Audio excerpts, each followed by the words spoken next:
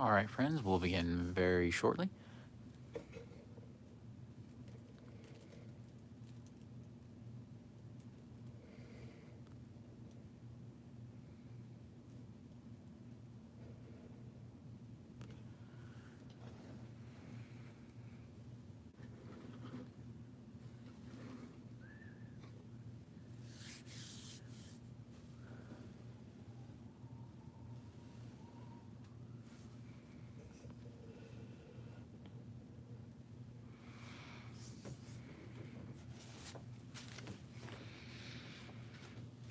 All right, let's go ahead and begin now that I have my angle set up here. Um, we are trying something a little different when it comes to our angle and all of that. I figured that why not go for something a little more natural, a little easier for me to get to the model, a little bit easier for me to build and kind of keep the camera out of my way while also being able to kind of keep the discussion up and all that good stuff. So we'll begin. This is part 7 of the build here, and it looks like we're going to be doing the whole rail car that goes around the city. And this is going to be really exciting because it's really going to finish out this whole motif right here. To do that, we're going to do bag number 7.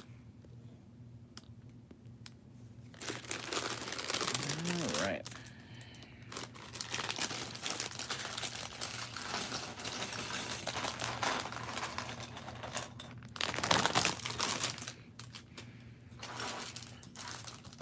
And I'll tell you, I think that one thing that people really enjoy about these big like city sets, kind of like what we've seen with Ninjago and things, City of Lanterns, which is apparently retiring this year. By the way, I accidentally said City of Lanterns. The Ninjago City Gardens retiring this year apparently. So I haven't gotten that yet, and I'm not much of a Ninjago guy, but that set is truly spectacular looking, so I don't know. It kind of makes me feel like maybe that's what I need to get. Hey, how you doing? Let's see. Monkey Kid fan? Because currently it is my favorite Lego theme for sure. You know, what I really like I was saying, was kind of having these normal people builds. I think that really like adds a lot to it. Kind of like this little guy right here. He's just the kind of tram driver, I guess is what you'd say. And I think that's just so awesome. And I think that that's what gives it the feeling. That's what gives it the feeling of being like a whole city. All right, let's see. There's his little hat right there. Pretty cool. All right. And I believe his legs are in here somewhere.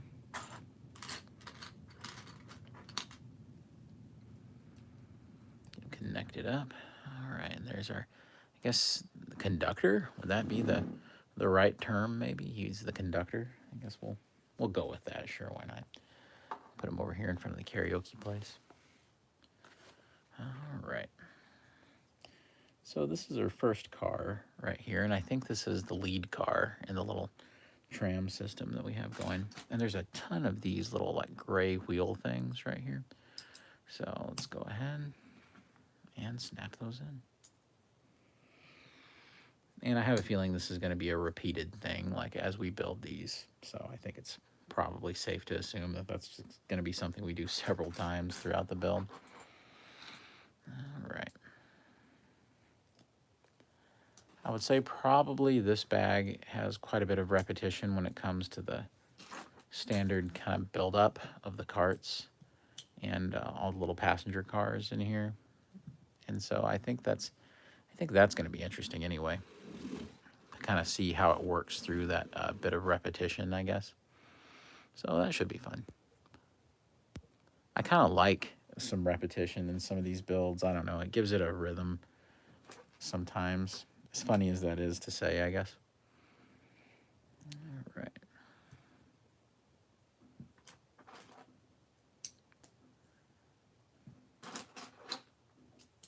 Oops. I'm throwing around pieces early. Okay, got that going. Forgive me if it's a little awkward as I'm trying to get my angle sorted out here. This is kind of the first time I've done more of a to the side angle with one of these builds, but I think that in the end it's going to end up being quite a bit more beneficial to the overall experience because it's kind of a more inclusive angle. Like you can see everything a lot easier and it's not so stilted. And I think, or at least I hope, that it's going to make the experience of watching it a little bit more bearable, a little bit more interesting. Because I think what it will be is that you'll end up being able to see a whole lot more of what's going on and kind of just have a more preferred angle from the whole thing as we go. All right. So here we have a stickered element coming up. And you know, if you watched any of my other live streams, how, you know, that can be a good or a bad thing, depending, I guess. I mean, you know, I like sticker details, of course. I just don't like having to apply them a lot of the time. But I guess might as well get it done and stop complaining.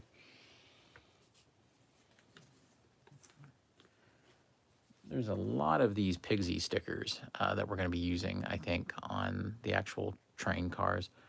So that should be interesting at least. Lego just ended a promotion on their site, on the Lego Shop at Home site. And it was to get a free little with a Ninjago purchase or a Monkey Kid purchase. You would get like this poly bag, and it was of Monkey Kid underwater. There were some skeletons and things. I didn't get it because I had already done, you know, a lot of my purchases right at the beginning of the year there. And that's one thing that I will say that is pretty irritating as a longtime Lego fan, is their penchant lately to not reward people who buy early. And I really think that's a shame because I think that those are the very folks, and it's not a narcissistic thing or anything because, you know, everybody can buy at different times and that doesn't bother me. But I think it's a little weird that they wait to do their promotions at another time when, to me, you should be hyping that first sale, you know, like that earliest sale. I think that's what you should be hyping the very most, but they're not really doing that. Instead, I guess they're using the promotions and the poly bags and all that to drive like future sales, maybe, I guess. But it's still kind of irritating. Which I understand why they would do it, why they would take that path, I guess. But it's still kind of like, really? I would think that they need to keep a promotion like that for Monkey Kid going for a while because, you know, I doubt Monkey Kid is one of their highest selling themes or anything like that in America because it's not necessarily even made for the Western audience. So to me, if I were them, I think that's what I'd be doing. I'd be promoting Monkey Kid any way I could and trying to draw people in and get that interest going. But I think it becomes more and more obvious all the time that it's an afterthought, you know, for the American audience. I guess we're lucky they even offer them. Since the last live stream that I did, I actually found this video that was like a making of Monkey Kid kind of thing. And in it, there was like a whole documentary all about how they figured out the theme and about them going to China and learning more and trying to figure out like what would work for Chinese kids and things. And the funny thing is I don't think that this documentary was like meant to be out in America, as funny as that is. I think it was just supposed to be an Asian promotional tool. And somebody ended up uploading it. I'm glad they did because it was really, really interesting. It was all sorts of behind-the-scenes stuff. Sean Schimmel, that plays the Monkey King's voice and also Goku's voice. It's nothing to sneeze at in Dragon Ball. He narrated it. It was funny because he was using like a deeper announcer kind of voice. And he just sounded like, if you're familiar with Dragon Ball GT at all, he sounds like Super Saiyan 4 Goku, kind of. Just narrating this bizarre documentary, which was just icing on the cake for me. I enjoyed that quite a bit. Well, that was a rare situation with me getting a sticker on the right way the first time. I might jinx all my other applications by saying that, but for now, we're good. Be careful about these stickers, because my natural inclination would be to have put it on the other way, like, having the head face over that way. And I know that you'll immediately know it because it'll be too wide or whatever. But still, just something to know.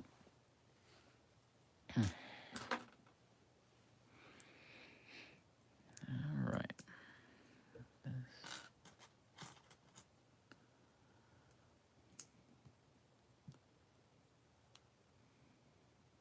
Okay.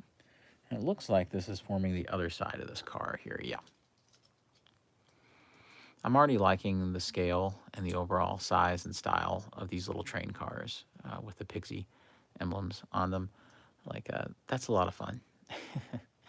It almost sort of looks like an ambulance with the lights up top. So I don't think that's intentional, but just something funny that I noticed there. All right, so that's kind of closed off in the front just a little bit. Let me get those aligned just a little bit better. There we go. Okay. It's funny, but there's not a tremendous amount of pieces in this bag. But I feel like it's taking me a little bit longer to make these train cars because there's some, I don't know, there's some almost precious little bits of build stuff that you've got to do that's kind of making it seem like a little bit more of a chore. Anytime you're like building little crates, kind of, I think that's what you run into. Kind of building little boxes almost that's going to house the conductor and the passengers and all of that. Okay, that goes in the front to give it a more kind of completed look. Gets rid of a lot of those seam lines. Then we have several of these kind of shaded trans pieces here. And those are going to be used for all the windows and all of that. Interesting choice to go with the tinted versions of these pieces and not the transparent versions. But seeing it in practice, I understand why immediately, because you can see that already, how you've got that kind of darkened window contrasting beautifully with that white there.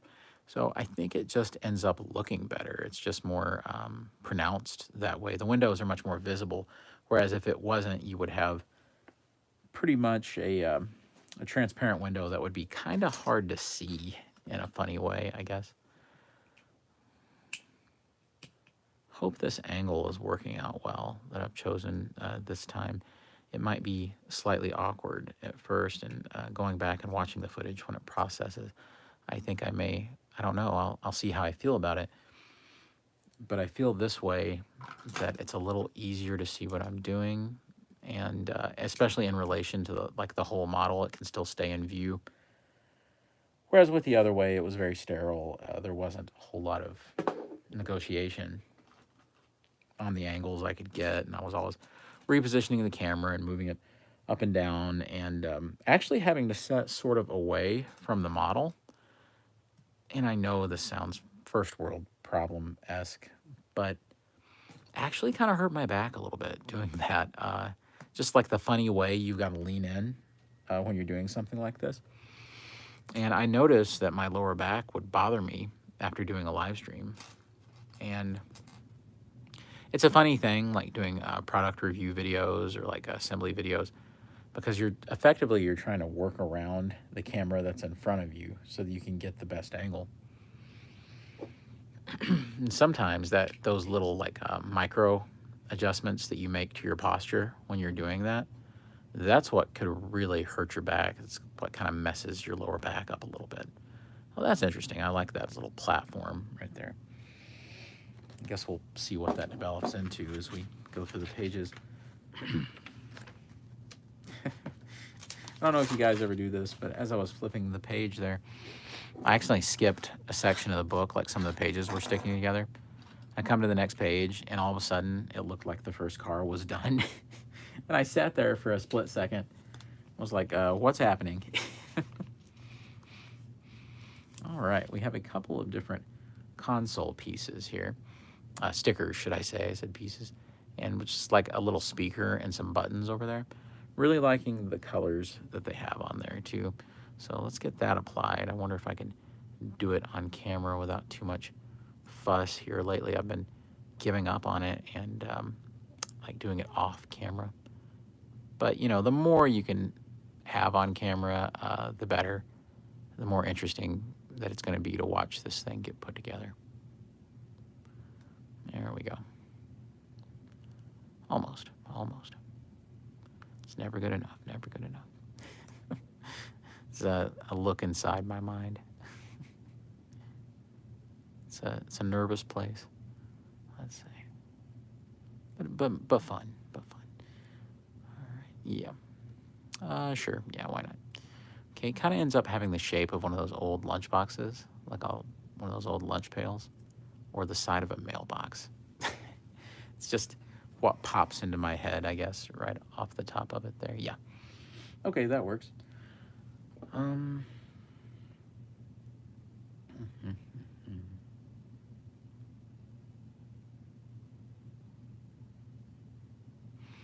Thought I'd messed up there for a second about where I put the sticker. No, you just have to turn this a funny way after you apply it. And it plugs in like that. So that looks pretty good. Of course, you get one of these little windshield pieces. Lego City, I think, uses these all the time for their strange scale of like little mini vehicles. Nothing against the Lego City collectors and all that, because that's its own thing.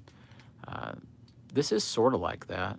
I think I beat that as a dead horse in the last few live streams, talking about how it ends up feeling kind of like a modified Lego City set with a lot more design going into it. I think I know that part of the aesthetic of Lego City is it's kind of basic, and that is okay. Nothing wrong with that. Like a lot of classic Lego sets, But I think the strength of the Ninjago and the Monkie Kid sets are that there's a lot of character there, and there just isn't as much character in the Lego City sets. So I'm glad that we get something kind of similar in scale, but it's a little more interesting, I think. At least I feel that it seems a little more interesting.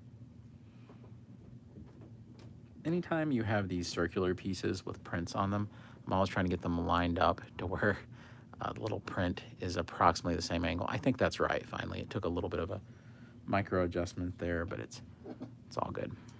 All right, and that completes at least the front of the pig motif right there.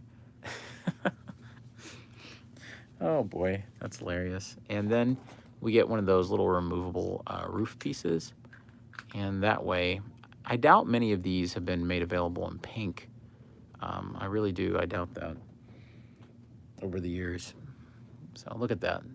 It's as precious as all get out. The Pigsy stickers on the side really accentuate it. Yeah, I think it looks great. So for the new Jack Nicholson figure, are you talking about the what is it called? Dynamic Action Heroes? Is that the one that's like in the 8-inch scale? Is that what you're talking about? The new one that they're doing for Batman 89, where you've got the kind of larger scale figures that are currently up for pre-order?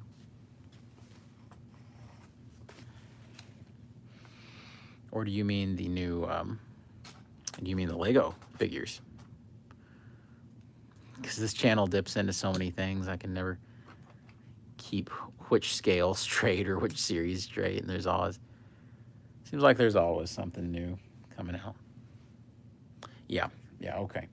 So the Dynamic Action Heroes version with the cloth outfit. I think it looks pretty good for what it is.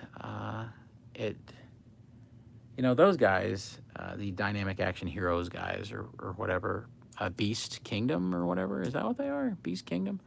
Well, whatever they are, I think they're pretty solid little company when it comes to what they do. And I think it's an exciting looking figure. I think it's It's priced really, really, really high, and I don't know if I would pay that necessarily, because part of me is still holding out hope that Mezco will do a 112 collective version. But at the same time, why would I hold out hope for that when they can't even seem to release the Batman, like the actual '89 Batman that they shown? So why am I so hopeful about that? I mean, that could come out anytime, I guess.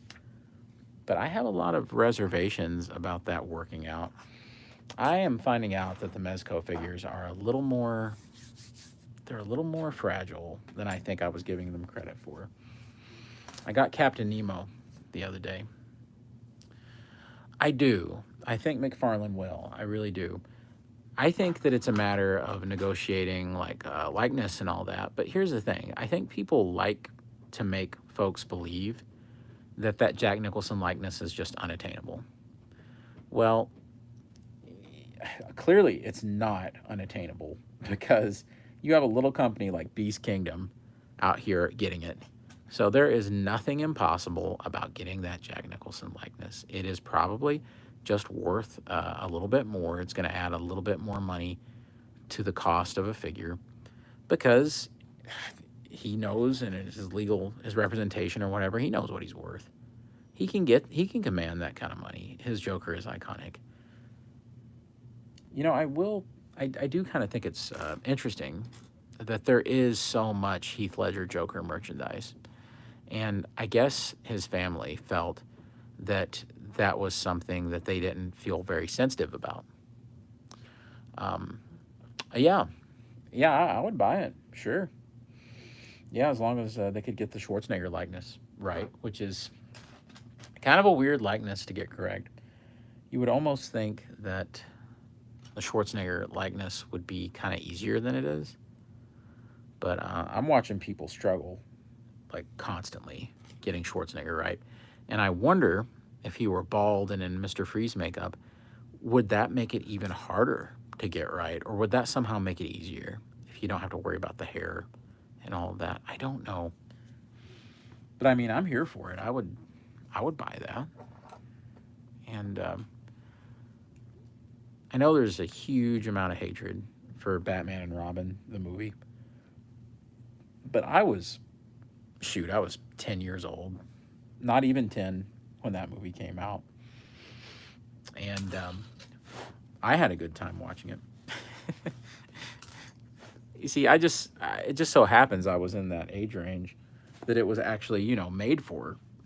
And that doesn't mean it's a good movie because it's not really a great movie, but it's all right for what it is. It's supposed to be a fun little kids' toy commercial. Yeah, the Conan figures look pretty good. The first Conan figure that they came out with, I guess Super 7, I think that they've been getting the likeness a little bit better with every release, so I can appreciate that.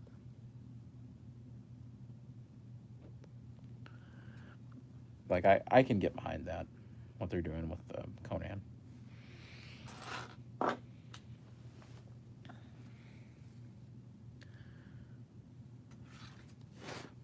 McFarlane has been hit or miss lately. Sometimes the likeness is really, really, really good, and sometimes I'm really struggling to see it. And I think that there's probably a lot of different people at McFarlane, or at least several different, where they're freelancing a bunch of the stuff just from freelancers who are sculpting some of it.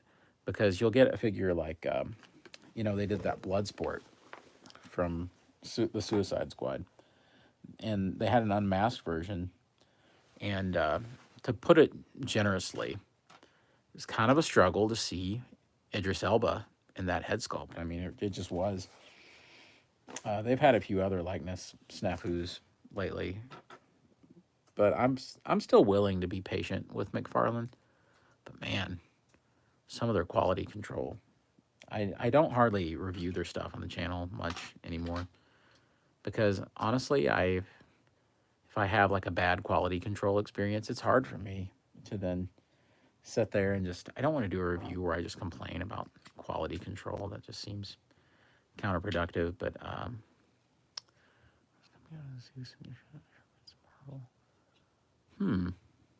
Wow. That would be cool. I'm all for older Schwarzenegger appearing all the time and stuff. I'm a fan, especially bearded Schwarzenegger. I think that that's a really good look for him. For the life of me, I can't figure out why they were never able to get it together about doing a new Conan movie with Schwarzenegger. Like, to me, that seems like easy money, and it seemed like a character, unlike the Terminator, that actually would make a tremendous amount of sense for you to see as like an older character looking back on his life. Like, to me, that makes all the sense in the world. But they never could make it happen. And at this point, I doubt it's going to happen. And I say that so that I don't get my hopes up, because, you don't want to get built up for something that just doesn't look likely. I mean, I'd be first in line to watch it. Shoot, they even alluded to a King Conan movie in the very first Conan at the end of it.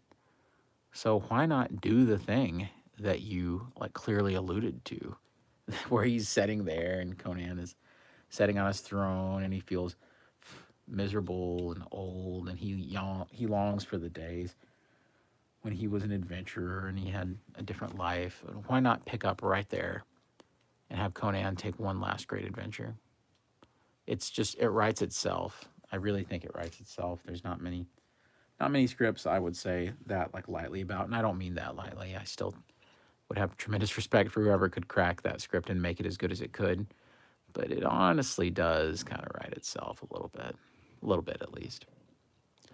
So these are always interesting, these stickers where there's not really a whole lot of guide for where to put them, because there's no grooves or anything you're fitting them into.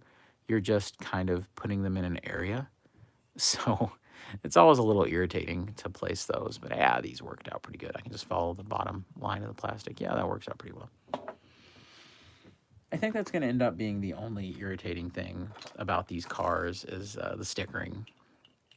I think other than that, they're going to be a lot of fun to put together consistently.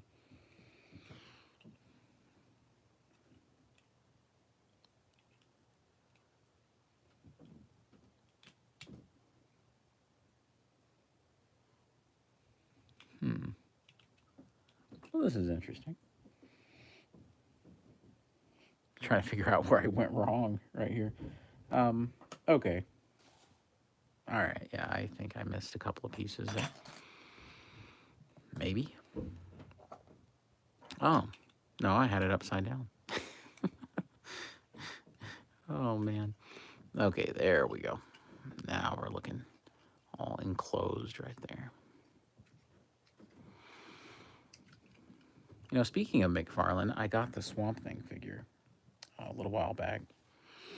But it was a long road to get what I wanted. At first, I was actually kind of looking forward to the notion of maybe getting that platinum version, the unpainted version, because I planned on painting it.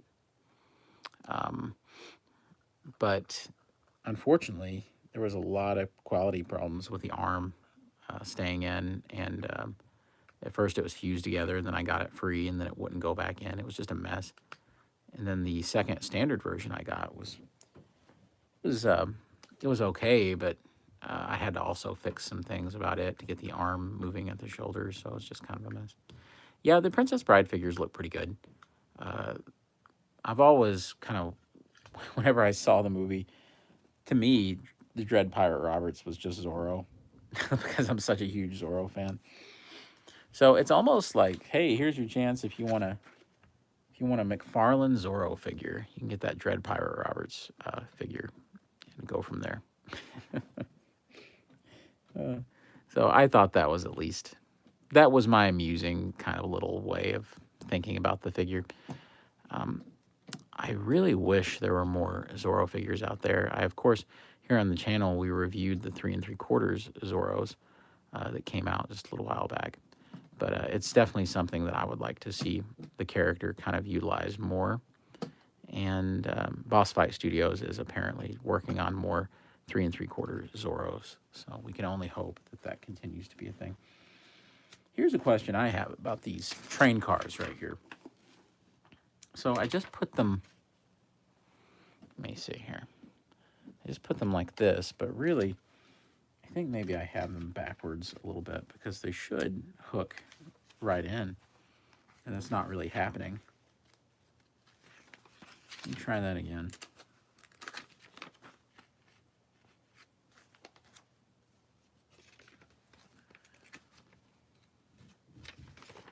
Oh, thank you. Yeah, those Zorro figures, man, fantastic. I was so thrilled when they decided to do those because for years I had waited for something, anything, really, to get me going about Zorro. And thankfully, finally seeing something put out that honored Zorro. It's funny because I think people forget what it was like in the '90s when they were doing the Mask of Zorro. That there was kind of a Zorro rush. There was kind of a Zorro pandemonium, and I was a kid, and having already loved Zorro, especially with the Disney Channel show. Well, not the Disney Channel show, but they shown it on the Disney Channel, the old Guy Williams show. So there was that, and there was also the Family Channel Zorro, which I was also like super fond of. I thought that was just an incredible series. So I do feel like there's a kind of a big hole in everybody's collections, though, for a 6 or 7 inch Zorro figure, like a really good one. And here's hoping those get made. I will also say this, that I feel like that there was a tremendous loss in the Boss Fight Studios stuff because they were one of these like really little companies. And yeah, Boss Fight Studios isn't like teeny tiny, but they're pretty small. I mean, honestly, compared to all these other guys, they're a little company, a very independent little toy company. And the pandemic and what it did with the worldwide shipping situation really put them in a bad spot.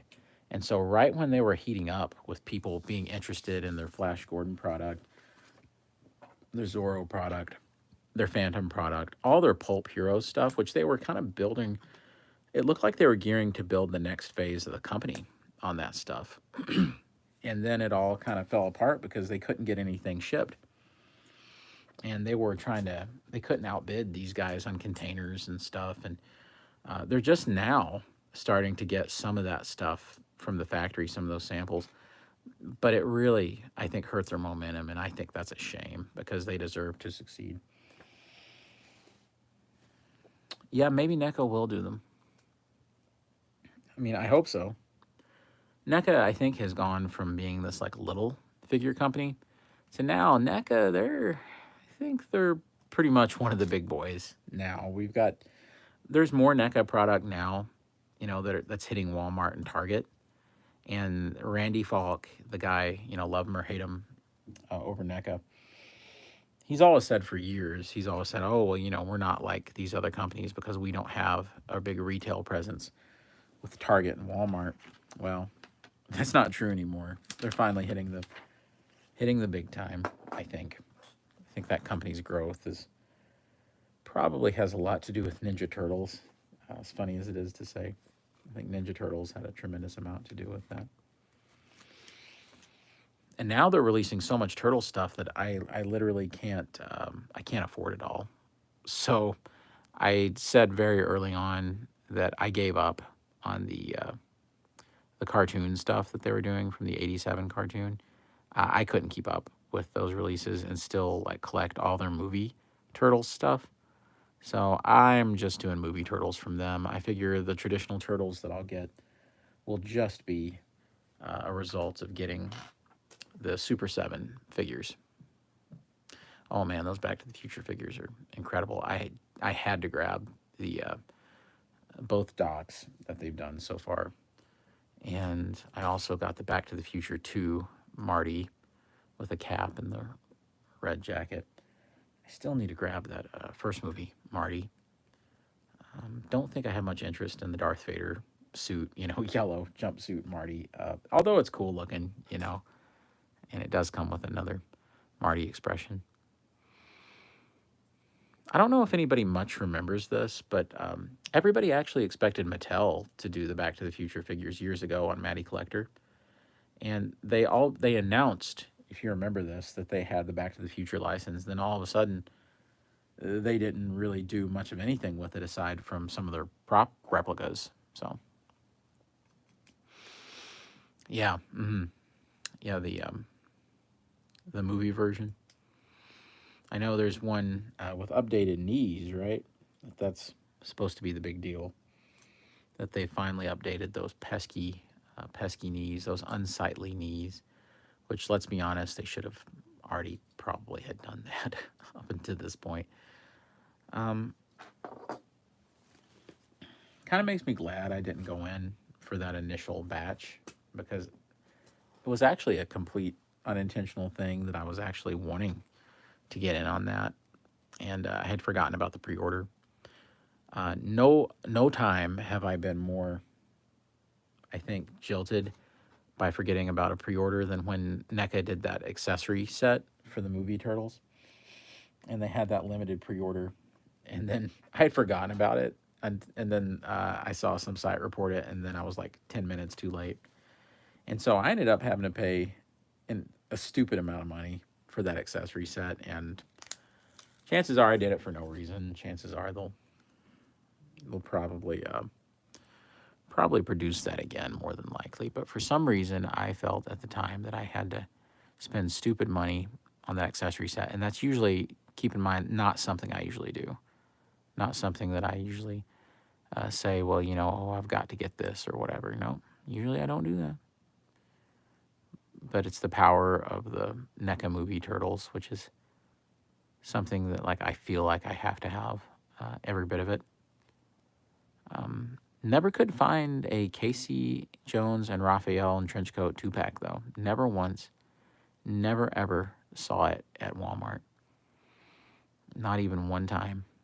I didn't have any trouble finding the other stuff. I really didn't. But for some reason, that never, ever came to my area, and I don't know what happened. Found all sorts of things. The Hiroku Saki and Amato Yoshi set. Found at least the original Super Shredder from Turtles 2. I never did see either one of the repaints with the purpley repaint and, of course, the kind of dark, the blackened repaint. Never saw either one, but saw the original. And, of course, ordered Token Razar from the extended pre-order that they had. And those figures, I can't really say that I own any better figures than the NECA Token Razar from Secret of the Ooze. And that's kind of an amazing thing to say, considering the thousands of figures that I own. But goodness gracious, the detail. Those actually feel more like they're maquettes, like from a model shop or from a special effects house. They feel less like figures and definitely more like maquettes for what that's worth. And I think it's worth quite a bit. All right. Some supports to the train going here. Filling up the back. I'm really liking the tan element too in here. Yeah. Oh, wow. That's kind of wild. That's wild. I really like the Black Series.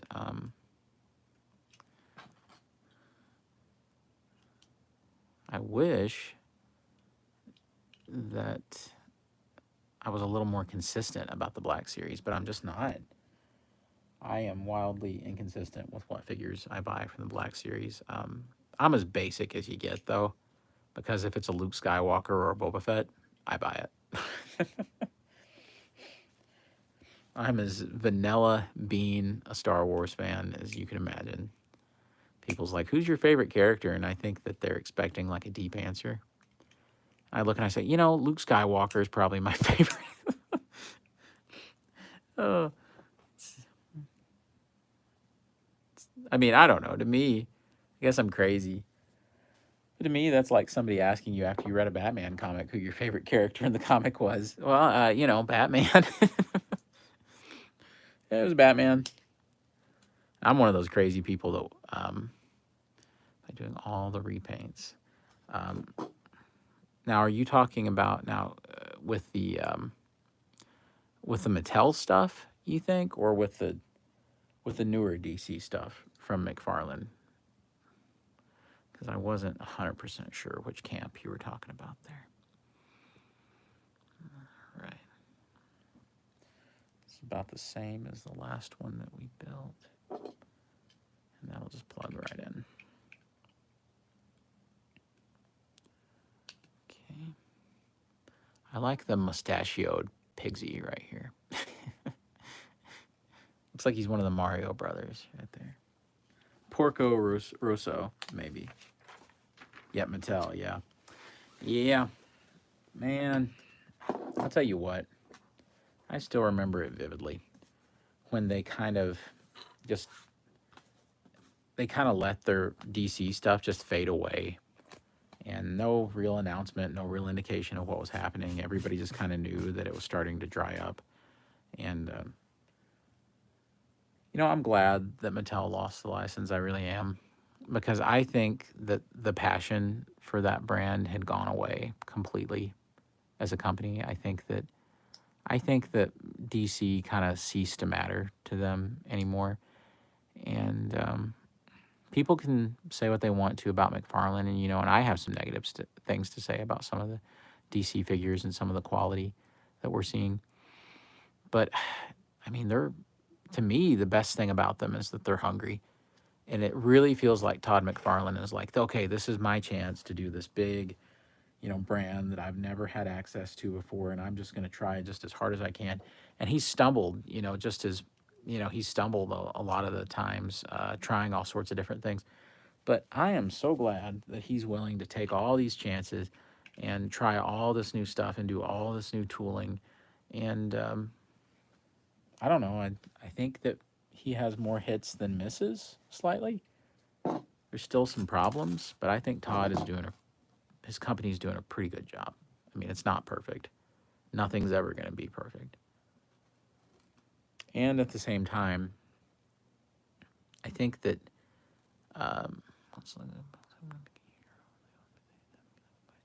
ooh, that's a great idea. Do you plan on doing a Lego city? Like, do you want to like lay it out all on like a big table and put it like in a basement or a hobby room or something like that? Or for you, is it just kind of going to be a contained thing on a shelf? Or because that's what I struggle with, not really knowing the answer myself on some of that. I feel like the crazier I go with Lego, and honestly, I'm going deeper and deeper into Lego as I go. I don't know what that says about my action figure habits, but the deeper I go, the more that I start to wonder, okay, at what point am I going to put this in like a city? At what point does this become something more than just setting on my shelf? Not that there's anything wrong with that, but it's starting to take over every shelf that I start putting the Lego on. It's something I think it's something I've thought about quite a bit lately. At what point do I go to like an IKEA and buy those tables and like start assembling those big white tables that you see every Lego YouTuber on earth? Seems like they got those big stupid white tables. And under it, they always have their underappreciated like theme or their half idea for like what they were gonna do. Like they have medieval stuff under there. They're like ashamed of it. It doesn't go with the rest of the city. Yeah, absolutely. Yeah, maybe in a garage, use like a board where I can raise and lower. Yeah. Maybe I'm making too big of a deal out of it, but maybe I feel like it's the kind of thing like I need to really look into and like watch some serious instruction about and hear some advice from some people about how to do it the right way. And it's a big undertaking, but honestly, I've got so many sets at this point that my city, it wouldn't look normal. It wouldn't be like a normal kind of thing. It would be completely fantastical and mismatched. Like there would be one corner of it that would be like a spaceport. Although there wouldn't be a lot of Lego Star Wars. I don't have a lot of Lego Star Wars. I love Star Wars, but I feel completely unable to get any sort of like completion on any of the Lego Star Wars stuff. So to me, I feel too defeated to start. And I know that's crazy because they're going to constantly remake everything, and they will. They're going to constantly improve the X-wing. They're going to constantly improve the snowspeeder. Every diorama you can imagine, every location you can imagine. But I'll tell you the funny thing for me, and all it takes for me, because I'm weird like this, is one little tragedy or one little micro tragedy in my attempt to collect something, and then I'm out. And then I just kind of feel like, oh, I missed the boat, and I never even think about it again. And for me, that was missing the Betrayal at Cloud City set. I think that's what it's called, Betrayal at Cloud City or Betrayal at Bespin. For some reason, yeah, absolutely. Railroad train station, Disney, the Big Bird side. Oh, yeah. That's a cool looking set. But for me, I didn't know the Betrayal at Cloud City set. I didn't know it was a thing. And then I saw it, and I thought it was brilliant. Like, I was genuinely excited by this set because I like big diorama sets. I like, like location-based sets way more than vehicle-based sets. So I instantly was like, oh, I'll go and grab this, and this will be what I build my Star Wars collection on. Little did I know, it had been retired for months. And for some reason, because I wasn't in like the Lego circles at that time very much, like online and on YouTube, I had just missed it. And to me, that zapped any kind of like enthusiasm I had for Star Wars Lego. And that was just tragic to me. Clearly, I don't know anything about real tragedy in my life, but for me, when I saw that, I was like, forget it. I guess I'm easily discouraged when I'm trying to collect something. Put too much emphasis on needing things to be complete.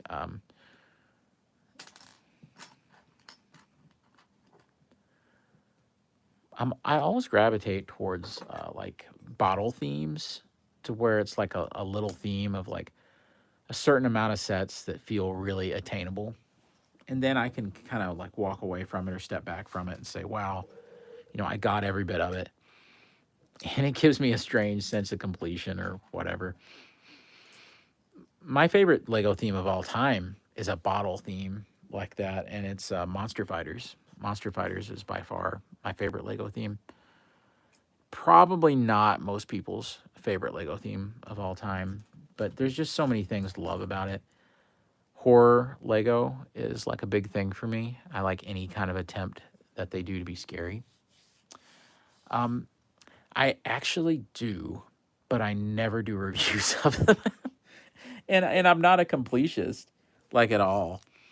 Because, once again, I gave up on the notion. But I do collect a fair amount of Marvel Legends. I buy them semi-regularly. But it's one of those things where I'm not, like, super dedicated to it. And oh my gosh, there's so many people that review Marvel Legends. It's like a whole thing for a lot of people that they build entire channels about it. And I always think to myself, what can I possibly add to the discussion about Marvel Legends? And I tried it like a couple of times. I remember I tried doing a video review of the X-Men wave. Yeah, those Monster Fighter sets, man, they're incredible. I did the X-Men wave, and I also did the Shang-Chi wave. And nobody watched them. Like, nobody cared. And it was one of those things. And, that's not the reason I do videos or whatever. I don't, it doesn't matter that much. But I do count on my audience to kind of like tell me what they want me to talk about, like what they prefer me to talk about. And what I'm finding is that just about the only thing that the algorithm will suggest out, and I have no idea why this is Masters of the Universe content from this channel. And that works great for me because I love Masters of the Universe more than anything in my whole collection. I'm more of a Masters of the Universe collector than anything. Maybe, possibly, sort of tied with some G.I. Joe stuff, maybe on certain days. But that's the one thing that the channel gets views for, and it's so weird.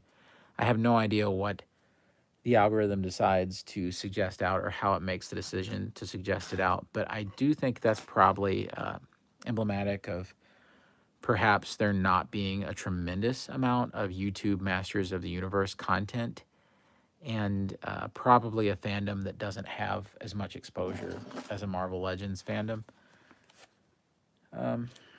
One time I saw a very prominent YouTuber, and I won't say who it was out of respect. Extremely prominent YouTuber, reviews Marvel Legends. That's his bread and butter. That's like the thing his channel is for. And I saw the man on a live stream. I just happened to check in on the live stream because I thought, yeah, sure, I'll look at this. Because he looked distraught in the thumbnail. I got in there, and he was distraught, all right. He was crying. I mean, maybe not openly sobbing, but the man was in shambles. And he was talking about how upset he was that he wasn't getting enough Patreon support on the channel, and talking about how he didn't know if he could go on, and flat out, I've never quite seen anything like this, flat out begging the people watching to pledge on Patreon.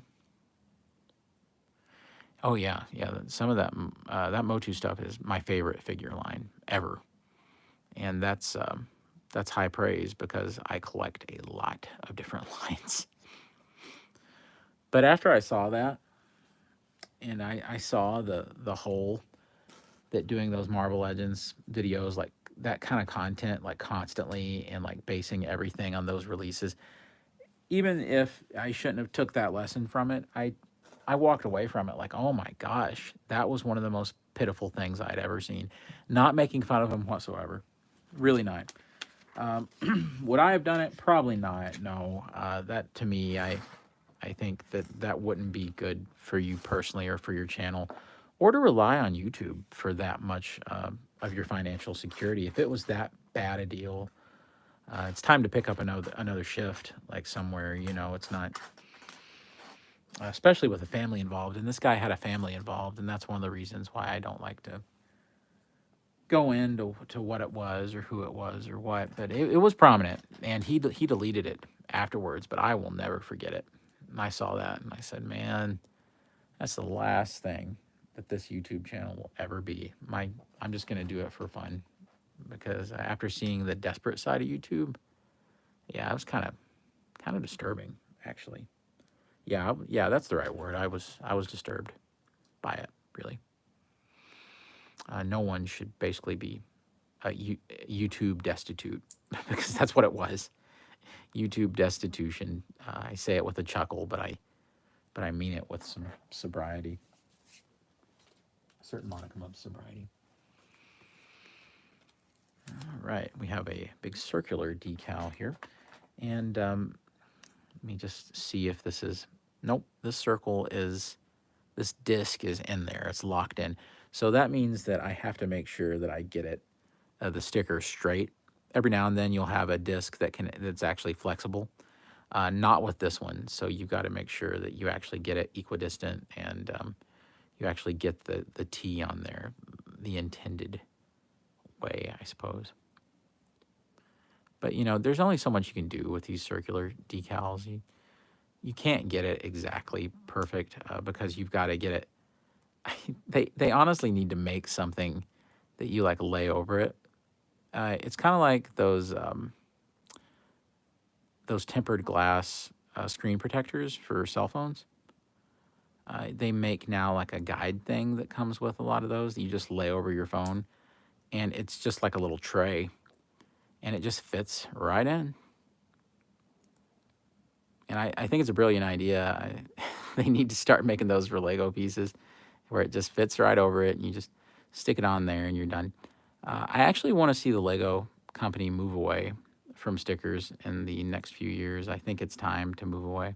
I think it's just printed pieces or nothing. That's what I think. Then again, Lego themselves, a lot of the times they mess up prints and they don't print things straight. So kind of looks like Boba Fett's helmet, doesn't it? I think I've got Mandalorian on the brain thanks to this latest episode of The Mandalorian. Oh, I call it the latest episode of The Mandalorian. It might as well have been the Book of Boba Fett. Yeah. You guys watching this? You guys watching the Book of Boba Fett? Because there's all sorts of controversy about the reaction to the show. I've been watching it since day one, of course. All right.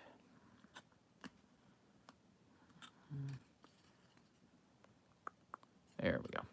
Yeah, that turned out pretty nice. Nice little kind of alcove there. I guess that's what we'll call it. I hope nobody looks in the background and thinks this is part of the City of Lanterns. This is from the mech set, the Monkey King mech. And I just had it back there as another building in the Monkey Kid universe. I just thought that was just a fun little addition. Why not put something interesting in the back, right? Something, just a little something. All right, and this is going to go on the side with the little Technic pins are going to fit right here. And they just kind of clip in.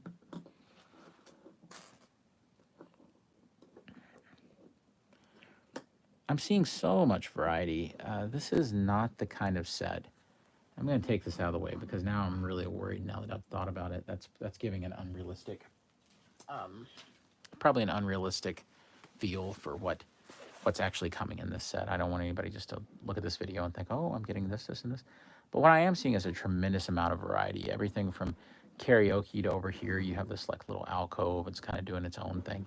And then this, you can see, can go all the way around. So that's pretty cool. Get this guy. Will it go through the tracks here? Maybe. Come. Oh, I see. I'm going through a little thing that like stops the train. All right. Well, we'll back up for now then. What's great is it's like the Disney World trains, because you can go, like either way. Yeah, I think there will be some presence of other bounty hunters. I don't think you get away with teasing something like that and then just not doing it. Because,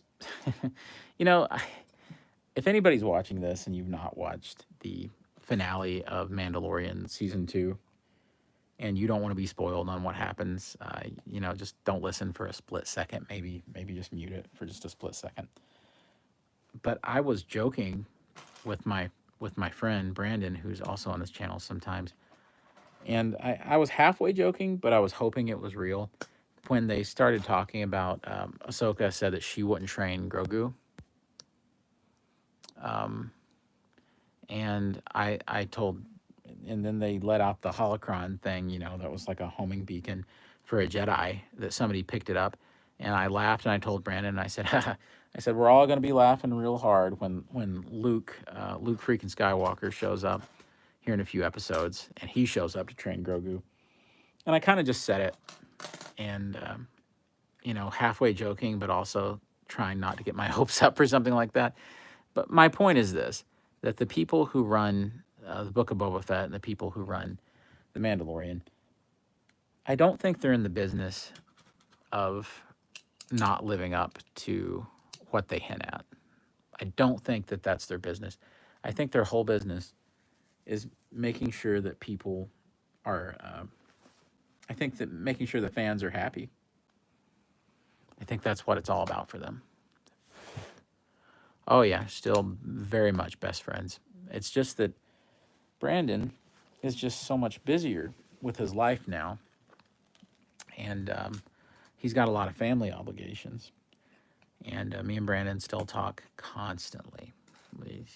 I wish You know, in a perfect world, Brandon, he could be here for every video and he could still be this huge part of the channel. And I wish he could be. But, you know, I totally understand that he's got other obligations and he's got other things to live up to far more important than the channel. So it was always my dream in college, when I first started college, although I looked like a young high schooler in those first videos. Man, I looked like a baby. But it was always my dream to, you know, just have this channel to mess around and just, you know, have fun and do toy reviews that me and Brandon could both use for that purpose. And, you know, and I think for a lot of years, I think we fulfilled that dream. And then channel had to kind of grow and go in a slightly different direction, and that's okay. Nothing wrong with that. It can be something different and still be fun and hopefully be of use to the fan community and not outstay its welcome. And as I said, very important to me that it doesn't get desperate or ridiculous. Some of these guys, they oh yeah, thank you. Yeah, those were so much fun back in the day. We had a lot of fun making those. I was very poor, for one thing, and so was Brandon. We were both, I think we were both as broke as you could get. And those first videos, I had just gotten married shortly before I made those first videos, and had just started college. And talk about broke. That was as broke as you get. And so whatever I was buying, you know, it's funny, if I bought it, it ended up on the channel. I didn't even have, when I first started the channel, I didn't even really have internet access at home. That's how broke I was. Couldn't afford it. I bought a few figures every now and then. And that was it. There was an old channel, actually, before Fanboys Forever that I did. And it was, there was only a few videos on it. And it was like, you know, it was as amateur hour as you could possibly get. But it was still fun. And I had a good time doing the content on there. First review I ever did, actually, was of a Batman Brave and the Bold figure. Yep, Brave and the Bold. When those first hit from Mattel, yeah, that was... Then we ended up doing some reviews of those on the channel. We did the big Justice League set that Target did using the Brave and the Bold sculpts. Then me and Brandon, we reviewed a few others. The first videos that we had that did any good were the Marvel Legends Avengers figures that were Walmart exclusive for the movie, the Avengers film figures. That was the very first success that we'd ever had on the channel. That was, but as we learned, that was fleeting, and that was an anomaly. Because, you know, you would try it other times, and you wouldn't get the result that you'd hope for. It wouldn't turn out the way you'd hoped. One of the funniest, and what's funny is I don't delete old videos unless there's like some kind of copyright problem or something. But I don't delete old videos. A lot of channels you'll go, and the channels you'll swear that they've been around for years, and you'll look, and you can only find the last like 2 years of videos. And you're wondering, what happened? You know, I know better than this. But it turns out that they delete old videos because they feel like they're not up to the modicum of quality that they had hoped for. They're kind of like ashamed of their old videos. I mean, shoot, you can watch me grow up on my YouTube videos. You can watch me go from like 19 years old to 34. You know, you can watch the whole thing. You watch my whole history. I'm not getting rid of those old videos. They're very precious memories to me. I have a, you know, this is maybe this is a silly thing to say, or it's an overly sappy thing to say. My precious cat, my very first cat, me and my wife's first pet, Kiki, she's passed away, and we were very attached to her. She appears in a couple of those videos, and there's no way I'm getting rid of those videos. They're there to stay.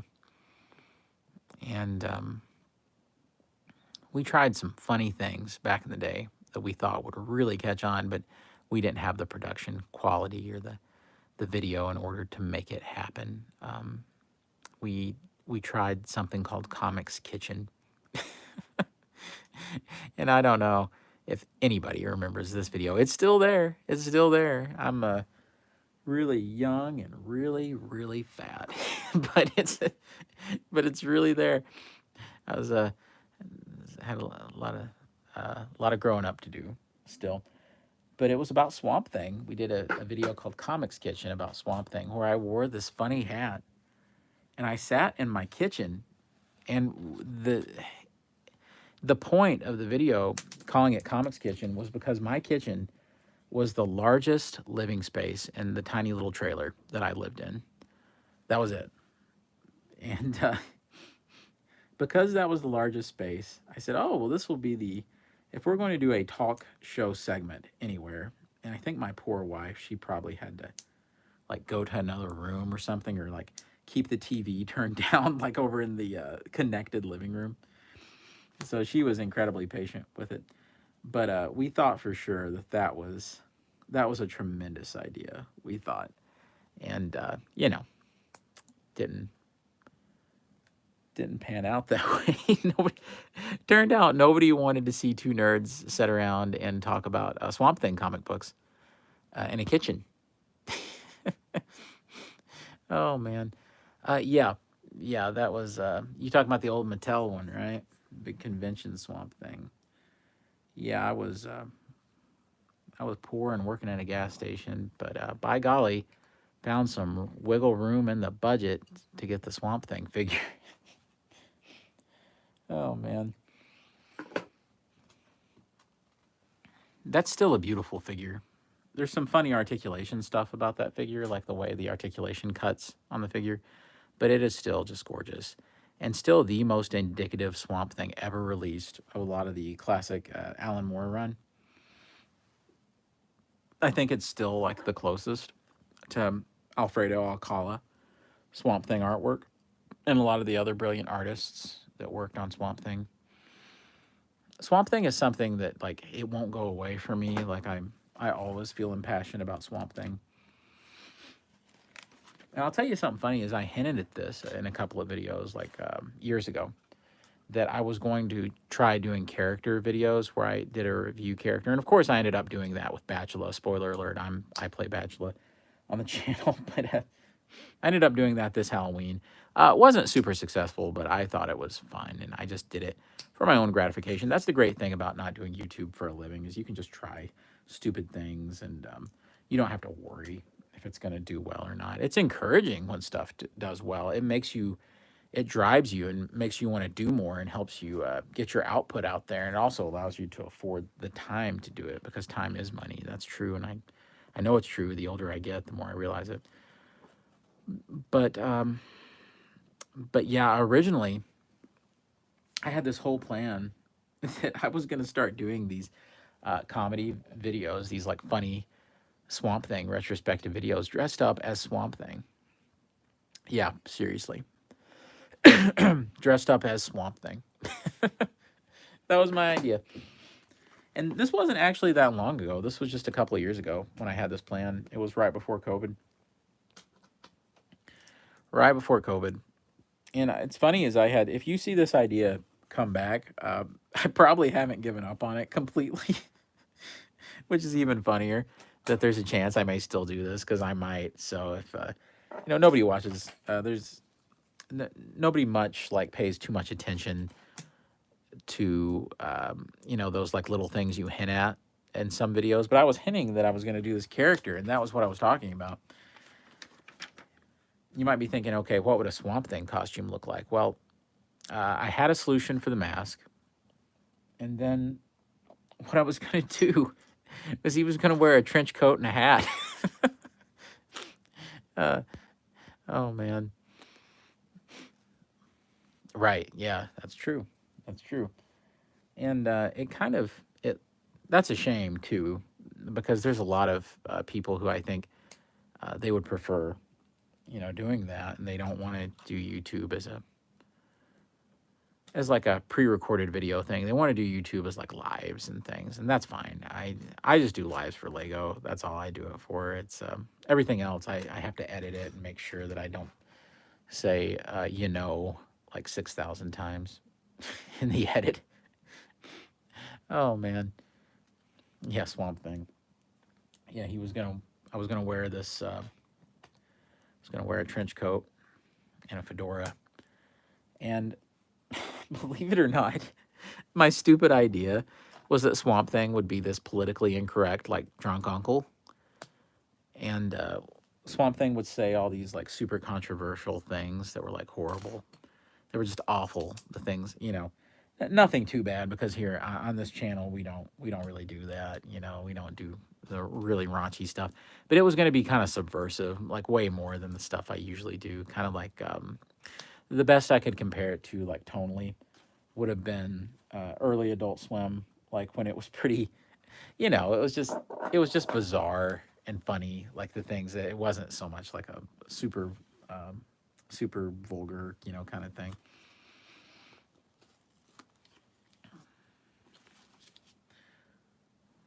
All right, so check this out. This is like a huge decal. It's amazing.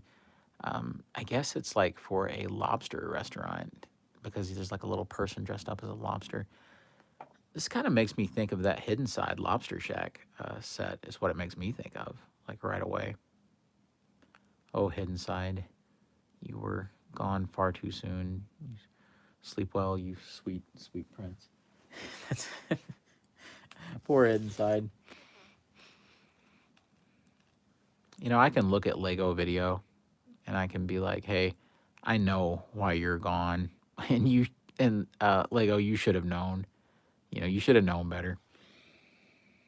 But then I look at Hidden Side, and I actually think they did everything right with Hidden Side. I don't think that anything was mishandled. Yes, okay, there is one little thing, and that's the box art for the sets. Focusing on the AR gimmick, the augmented reality gimmick, and not focusing on just how cool looking the actual sets were, and using artwork instead of actual images of the set, that was a magnificent mistake. Magnificent mistake. I can't begin to say how bad that was for not being able to sell the actual sets that came in those boxes, because honestly, I had heard from some folks that they couldn't even tell, like parents were having a hard time even telling they were Lego sets.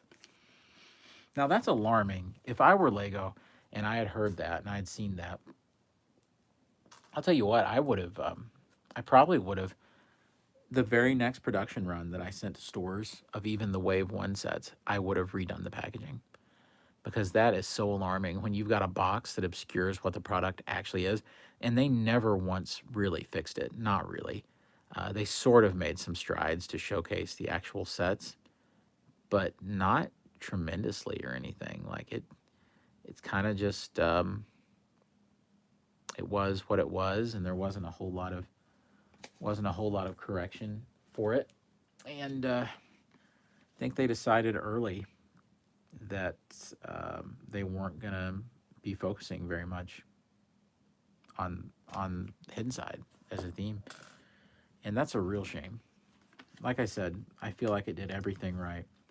It was inventive and it was funny, and the one thing I will say is that aside from the box thing, maybe what it really needed was some kind of like animation push, because they didn't seem that interested with Hidden Side. There was like shorts that they did that were like CGI shorts or something, and it's like they couldn't be bothered with it, which is definitely the opposite of the Monkie Kid stuff, which is, the animation is extravagant that they've concocted for that. Well, I'm coming across something here in this set that I have never, ever seen before with this sticker, and I don't really know what to think of it. It's this right here, and if I can only get it in the light, you can see that there's a funny, like, little ridge in it going through there. I thought for sure there was a hair stuck under it, so I actually peeled it back thinking there would be one. That's why I left it off screen for a second, but nope. Okay, Just a funny little error, I guess, in the printing. It's not a big deal at all. But I was genuinely curious if I'd put a big hair under there, which happens, with Lego sets, especially if you have cats like I do. You're gonna end up putting a hair in a Lego piece every now and then.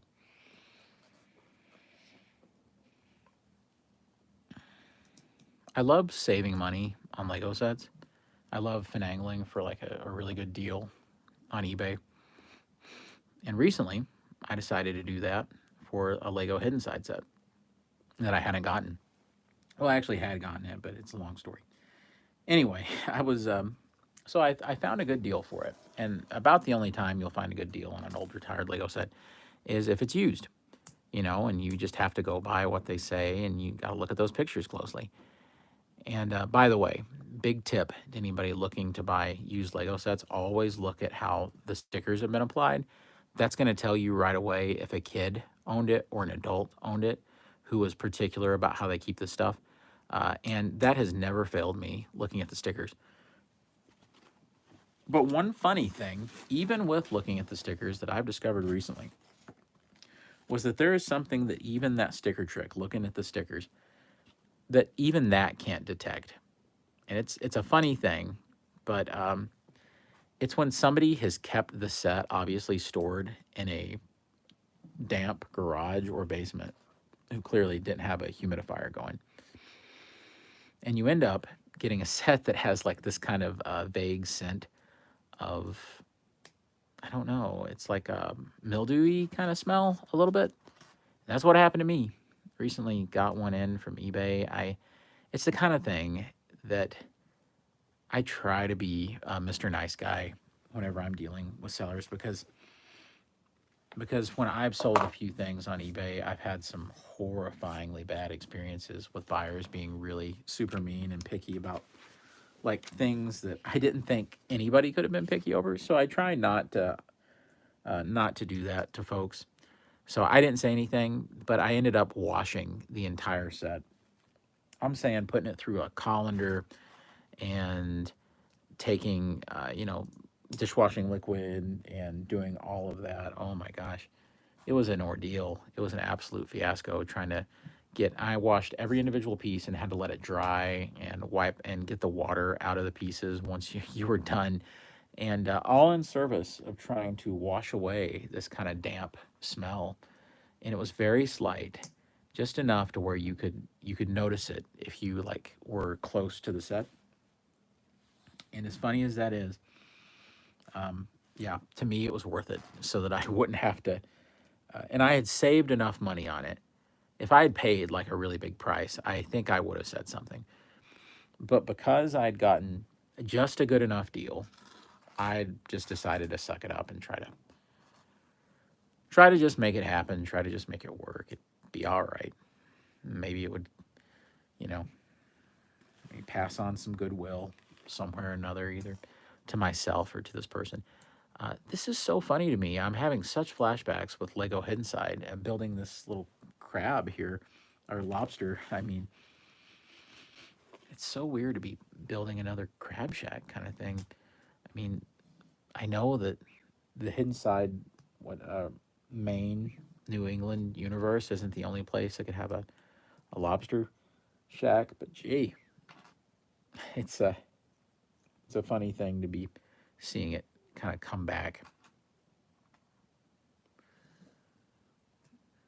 Man, this piece brings back a lot of memories. I was missing some of these one time, and I think it should be available on Sunday. Yes, yes, definitely. And are you talking about the Spin Master version of the Batman Batmobile? I think that's what you're talking about. I believe, because they're doing a couple of different versions actually. A couple of different scales and a couple of different variations of it. I'm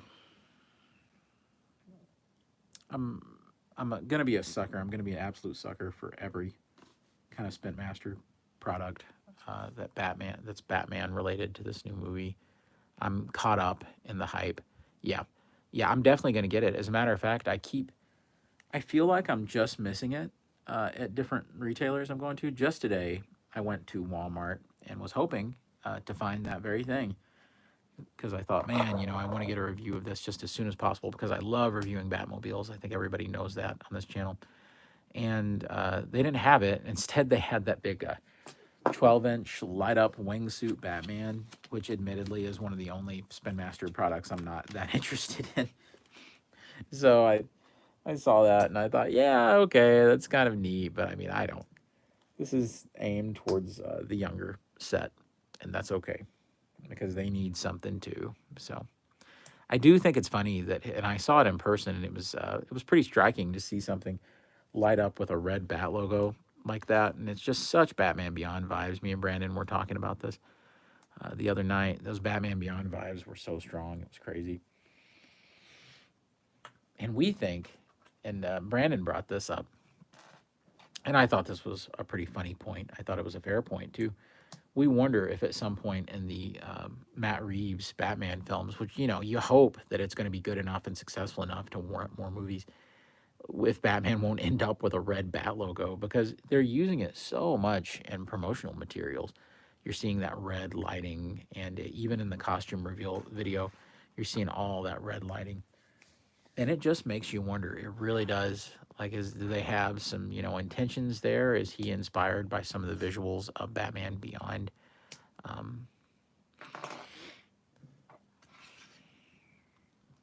Okay.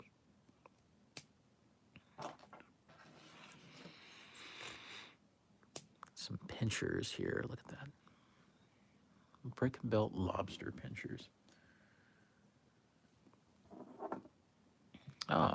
There we go. So the ball bearings go in there, and these are actually articulated, so you can kind of have them dancing around, I guess, if you want to, motioning towards the restaurant, I suppose. You can say, hey, eat here kind of thing. So, oh, that's great. Even the head is articulated, too, so you can kind of have him doing different things. Yeah, that's awesome. I love it. I kind of like it with the arms up like this, like he's excited for you to eat him. He's very thrilled at the possibility. He's just hoping. He's very, very excited. Okay, so this just plugs in right here to this little Technic piece right there. Pin. There we go. Look at that. Oh, it's ridiculous. It's so stupid. I love it. Oh, man, that's great. And so we have all sorts of lobster pieces here. And we're going to fill up this bowl with lobster. And it says 1, 2, we've got 3, 4, 5, I think, for this bowl. And then we have 1 lobster claw right there. Or lobster tail, at that scale, at that kind of micro scale, it can be about anything you want it to be at this point. What I like here is that we have basically made the front porch kind of like the patio area of a restaurant, of a seafood restaurant. And you can see there is the Lego, there's the Lego Black Seas Barracuda right back there. And so let me get this straightened out where you guys can see it a little bit better, because I want you to see where we're placing it. Okay, so this, I think, whoops, that's all right. It comes with an extra claw. I don't want to go couch diving right now. There we go. And so I believe this just plugs in up here, and then you're good. Oh yeah, yeah, that's fun. Look at that.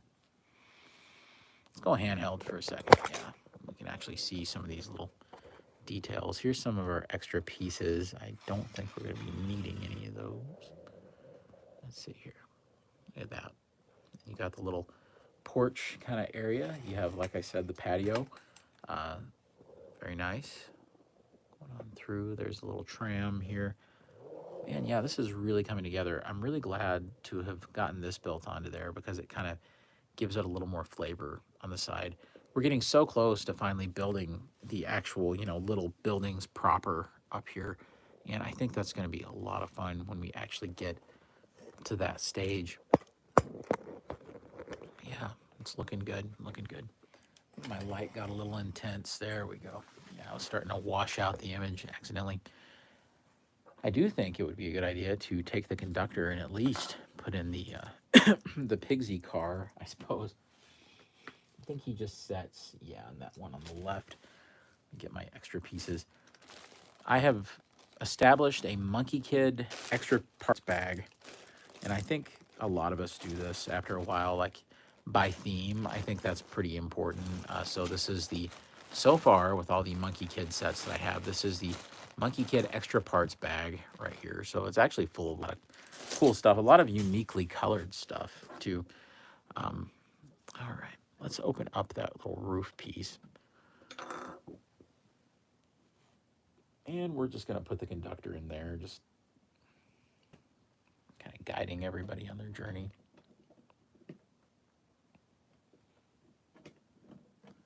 I put him a little too far back. There we go. Got him flush there with the ground.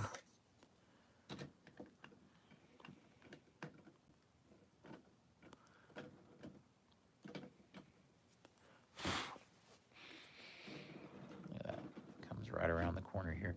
Kind of gives me a Mr. Rogers' Neighborhood vibe a little bit. I can almost hear that do do do do do do do do do do. Oh yeah, that's cool. So that actually ends book one, and that takes us at we're actually over halfway then with the set.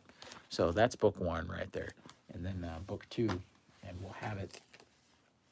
Before that though, before we kind of call it quits on the main build, I thought, for anybody who's stuck with me or is watched this far in, might be fun to look at Lego CMF Series 22, the collectible minifigures. So let's bring the camera down a little bit because this will be right down here at the ground level. And yeah, let's look at some of those new CMF figures. This is our acorn person, I guess, right here. And I just got him a couple of days ago. So I really like this. To me, it would go more with the medieval stuff and definitely like the blacksmith's workshop. So looking forward to integrating that. If that's indeed the intention, I don't care. I'm just going to integrate it however I see fit. Great bit of representation here with this bicycle. I think that is so cool, and really, really great to see them get that in there. So definitely a cool thing to see them do. Also very easy to figure out which one this is by feeling the bag. Like it's super easy. This one was an interesting one. It wasn't one I was particularly excited about. It's a little, nature girl right here, and she's just kind of on a little safari. I do like the toucan quite a bit though, so that was really cool. Even if she's super basic though, in terms of like just the cap and things, at least you have little things like the watch printing and the little shoulder strap there. I think kind of helps, and the binoculars are cool. So, not one I was particularly excited about, but hey, it's all right. Here's the one that I haven't assembled yet. This is the figure skater, and apparently, and I missed this because I wasn't seriously collecting CMF at this time, but apparently he has a companion figure skater that they had released a few waves back. It's just like the female version of this. And I made reference to this the other day on one of the live streams when I was talking about, well, no, maybe I didn't talk about this one in particular. I probably didn't. But to me, this looks just like the outfit and everything of, can't think of his name off the top of my head, the guy who played Napoleon Dynamite. The character that he played in the Will Ferrell movie, Blades of Glory, about the ice skating, like the competitive ice skating movie, which I actually thought was a super funny movie. Good memories. And you'll see the outfit looks remarkably similar. The hair is sort of similar. At least it's the right color, I guess. He even has some little like stars, some like shiny stars on him, and a little pair of ice skates. So that's cool.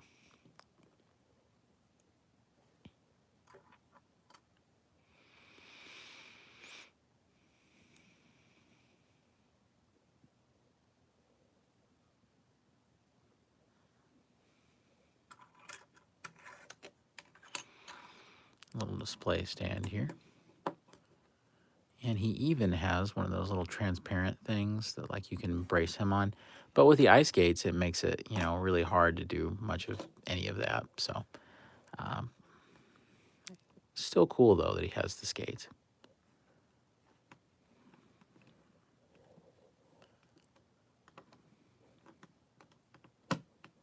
Well, if I can, I'll put it on the wrong way.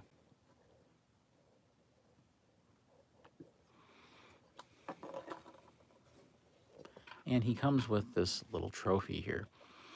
Now, in order to display the trophy right, though, you really have to kind of just take the little transparent piece off and just stick that in there, I guess. So there he is with his trophy. Here's one that was interesting, but not one that I was like super excited about. It's just this little alien. He has the classic space logo. I mean, it's cool. I can definitely put him with my new space police officer that they did in CMF 21, maybe, when they did the updated space police officer. Have a chili pepper lady right here. I think that's funny. I'm never like super excited about the costume figures, but they're, you know, they're okay. I think they certainly add a lot of life to a Lego City display. This one, I inexplicably got a tremendous amount of duplicates of. I was, you know, doing my best to old school feel everything, and still ended up with a couple of duplicates of this. This is the horse girl, and it's pretty cool. Yeah. I like it. I like the boggin and hairpiece combination. This is perfect for Lego medieval stuff, like Lego castle stuff. You have the loot player right here. At least I guess it's a loot. We're going to say it's a loot. Yeah, we'll put him right over here. Now we're getting into some of my favorites from the wave. I really, really, really like Raccoon Girl. I know I said I didn't much care for a lot of the costume characters, but I think Raccoon Girl is just so lovable. It's just so much fun. Holding a bag of trash, having sorted through this trash can, presumably. A Raccoon Girl is it's just so fun. Who wouldn't love it? Here's one of my big favorites. This little, I guess we'll call her Space Warrior Girl. I just love it. It almost reminds me of like an 80s anime or something. I don't know. It's like an 80s sci-fi anime.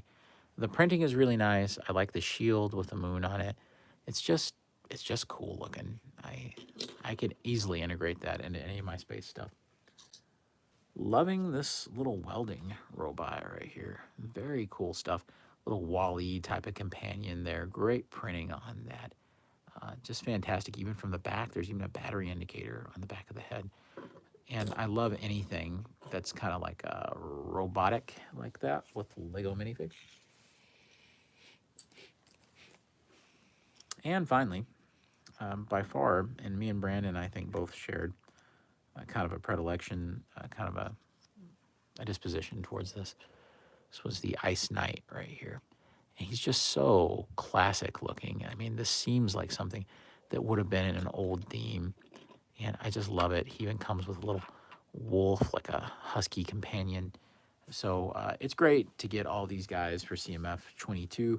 A really fun little series. When I first saw them, I didn't know if I really cared that much, but then seeing them out in person, it was just a lot of fun kind of grabbing all these guys. And what's great is that you can really integrate these with your City of Lanterns if you wanted to. So it's definitely a fun little option right there. Lots of cool stuff. But yeah, hopefully the Batman products, hopefully I'll be finding those really easily and being able to cover those really frequently here on the channel. So I'm really looking forward to that. Of course, I want to thank everybody who managed to watch and stick around with us. Had a lot of fun building through these bags. Of course, we're halfway through on the City of Lanterns set. And hopefully we'll get a chance to more consistently stream some of these last bags. It's been a real blast watching these. So yeah. As always, God bless you and yours, and I'll see you on Fanboys Forever. Fanboy out.